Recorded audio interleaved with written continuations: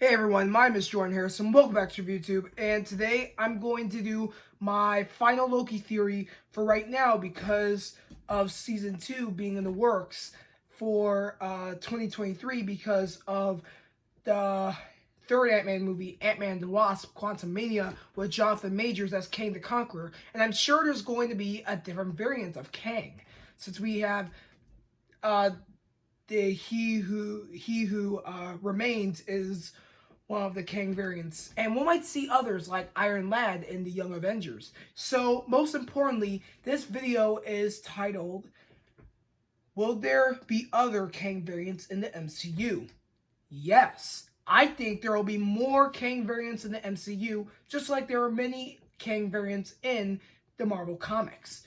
And last video I did was on the final episode of season 1 where Loki and Sylvie had to confront the person who is in the castle, and that was He Who Remains, the Kang variant, played by Jonathan Majors. And he was explaining how, most importantly, that his 31st century self was discovering many dimensions in the universe, and he had help from other variants of himself. Most importantly, they had special weapons made for the TVA. And for Miss Minutes, who did a commercial on the TVA, she was telling the truth about the sacred timeline, but it was all a lie about the time keepers creating the sacred timeline. Because think about it like this: Sylvie chopped off one of the heads of the timekeepers, and it showed that all of the timekeepers were just androids. It was all a lie. But when Miss Minutes said the sacred timeline was made like this because of a multiversal war, it was true, but that doesn't mean that the timekeepers created the sacred timeline.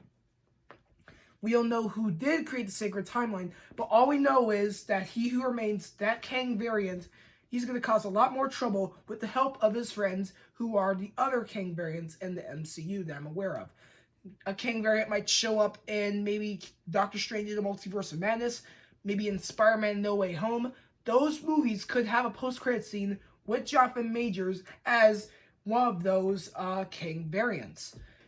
Now, I was thinking about one specific Kang variant, and that is Iron Lad, who is part of the Young Avengers.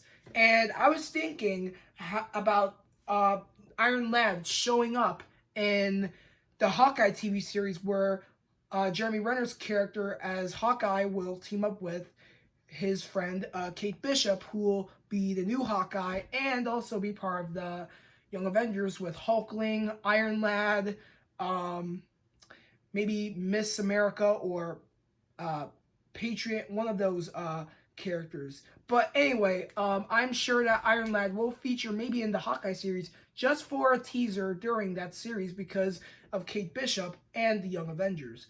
I'm aware of that because of how the Marvel Universe is expanding, and since Thanos is gone, we're still going to figure out how many of those Kang variants could affect the whole MCU. So, in different ways, like for the He Who Remains, the person who was killed by Sylvie, he said that he'll be back. Meaning now, oh, there's another version of me that will come back in this future project in the Marvel Universe. So this is really going to bring a lot of tension throughout the MCU with their Kang variants. It's like they're explaining the Loki variants like Sylvie, Classic Loki, Alligator Loki, President Loki, all those different Lokis in the future timeline that Loki was in. And think about Spider-Man No Way Home, where Peter Parker might find Jamie Foxx as Electro and Alfred Molina as Doc Ock, but most importantly, he might get the help from Tobey Maguire and Andrew Garfield, the past Spider-Man actors who pretty much may feature in the multiverse universe, the Spider-Verse. So I am aware that Kang the Conqueror could affect more than one show and movie if that was possible.